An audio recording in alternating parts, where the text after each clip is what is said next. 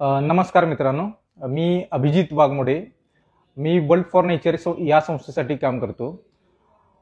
अ, तर मित्रांनो, अरुण नरके फाउंडेशनचे आपले डॉक्टर चेतन नरके यांनी सुरू केलेल्या चला एक झाड लावूया या उपक्रमासाठी मी प्रथम त्यांना खूप खूप शुभेच्छा देतो. कारण आज आपण बघितलं तर ह्या उपक्रमाची गरज आहे आपल्याला. कारण निसर्ग आपल्याला आर्तपणे हाक मारत आहे, निसर्ग आपल्याला साथ घालत आहे की मला वाचवा, मला वाचवा. पण निसर्ग वाचवण्यासाठी आपण काय करतो?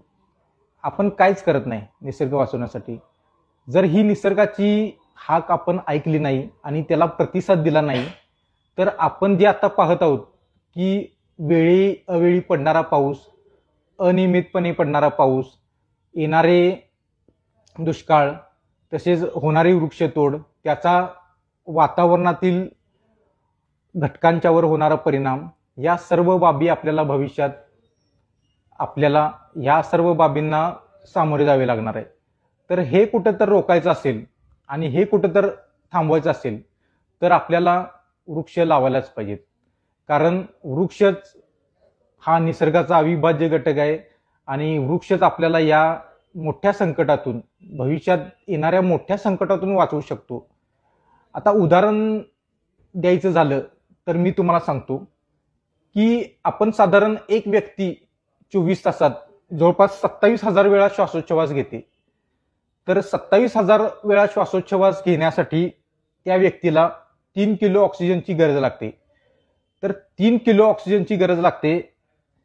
ही ऑक्सिजनची गरज पूर्ण करण्यासाठी त्या व्यक्तीला जवळपास 3 किलोची गरज पूर्ण करण्यासाठी 7 मोठे वृक्ष लागतात.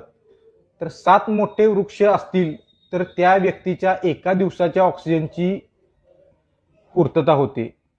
तर मित्रांनो, विचार करा, ह्या ऑक्सिजनची आता बाजारभावातली जर आपण किंमत बघितली तर 2100 रुपये होते. तर त्या व्यक्तीचं आयुर्मान समजा आपण 65 वर्ष पकडले तर त्या 2100 रुपयाच्या हिशोबाने एका व्यक्तीच्या आयुर्मानात त्या व्यक्तीला 5 कोटी रुपयांचा ऑक्सिजन लागतो. 5 कोटी रुपयांचा ऑक्सिजन लागतो आणि ती व्यक्ती समजा मेली तर त्याच्या अंत्यसंस्कारासाठी आपल्याला जवळपास 350 ते 400 किलो लाकूड लागते. म्हणजे व्यक्ती मृत झाल्यानंतर पण आपल्याला त्या लाकडाची पण गरज लागते, वृक्षांची गरज लागते. तर विचार करा, आपलं आयुष्य आपण 5 कोटीचे ऑक्सिजन आपण वापरतो आणि त्या मानाने आपण निसर्गाला काय देतो?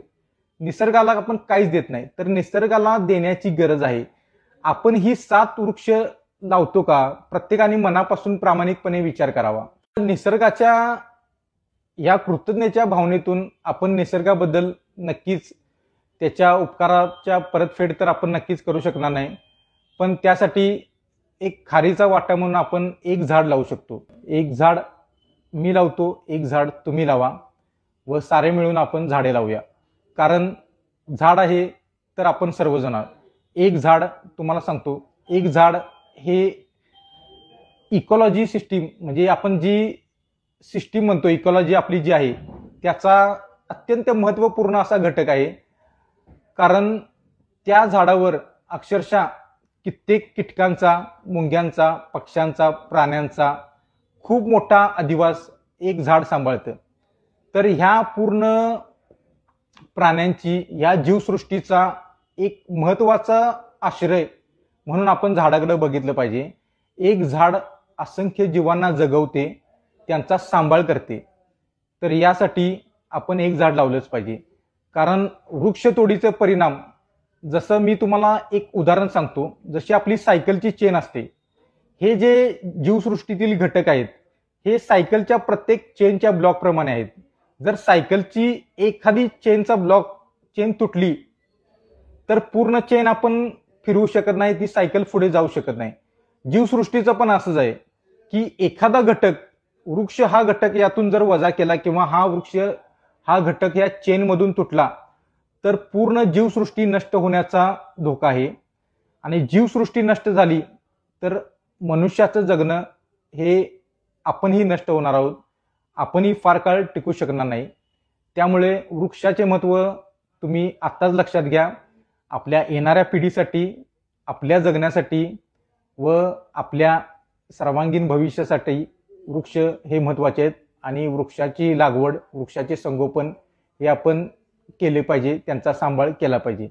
त्यासाठी आम्ही चेतन नारके सरांनी सुरू केलेली मोहीम ही आपण निश्चितपणे यात सर्वजण सहभागी होऊया आणि इतरांनाही सहभागी होण्यास सांगूया.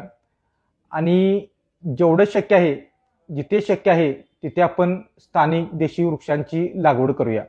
एक झाड आम्ही लावतो, एक झाड तुम्ही लावा, या प्रकारे आपण झाडे लावूया, झाडे जगवूया आणि त्या झाडांचं मोठे होईपर्यंत संगोपन करूया.